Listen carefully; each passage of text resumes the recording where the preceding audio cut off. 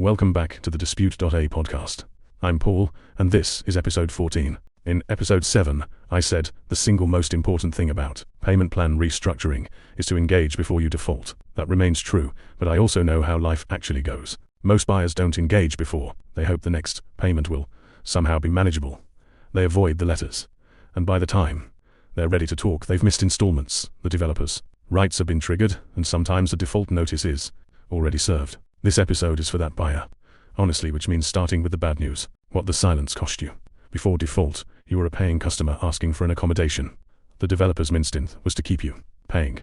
After default, you're a buyer in breach, and the developer holds live termination and retention rights. That's not a smaller version of the same conversation.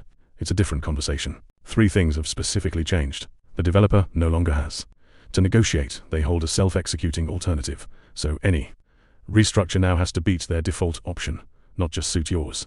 Your credibility is damaged. A restructure is a promise about future payments from someone whose last promise about payments failed, and silence during the failure made it worse. And time may be formally short. If the DLD's cure notice has been served, the 30-day clock from episode 12 is running underneath everything, and a restructure has to be agreed and documented inside it. None of this means restructuring is impossible after default.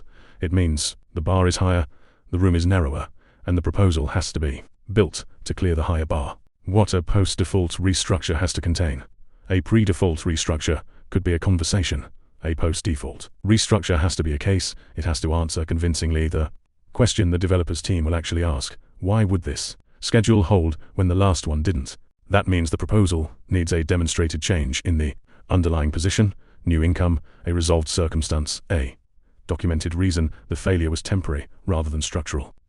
It usually needs a show of good faith up front. An immediate part payment against the arrears does more than any paragraph of explanation, because it converts the promise into evidence. It needs realism, a schedule with genuine margin in it, because a second failure ends everything, and the developer's team knows that better than you do. And it needs to be signable, specific installments, specific dates, specific consequences in the form the process expects. A settlement documented as an addendum to the off-plan sale agreement, not an email thread the developer can later read however suits them. What it cannot contain is the thing post-default buyers most want to include: relitigating the past. The developer's team does not care why you went silent. Explanations read as excuses. Evidence reads as position. Led with the evidence. The honest gay.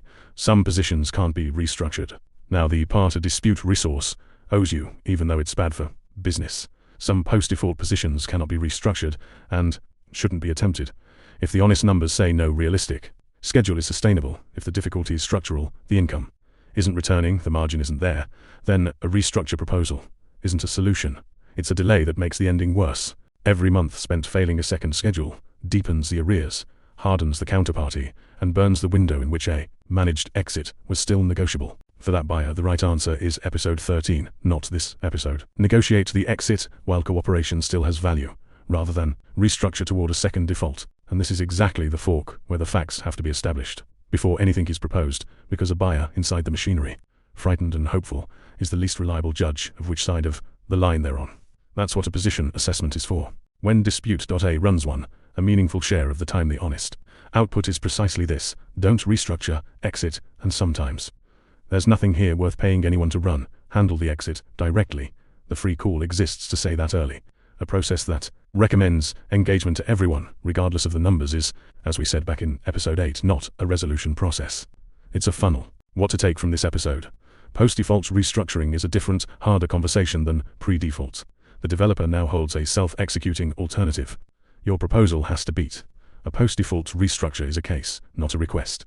Demonstrated change, good faith up front, realistic margin in a signable document. Evidence, not explanation. Some positions can't be restructured, and attempting it makes the ending worse. For those, the managed exit is the answer, and the honest assessment is what tells you which buyer you are. Next episode, the closer for this run, arrears, penalty stacking, and settling the whole account as one negotiation. Thanks for listening. The full transcript is at transcript.a. For pre-legal dispute support, dispute.a is where that worked is done.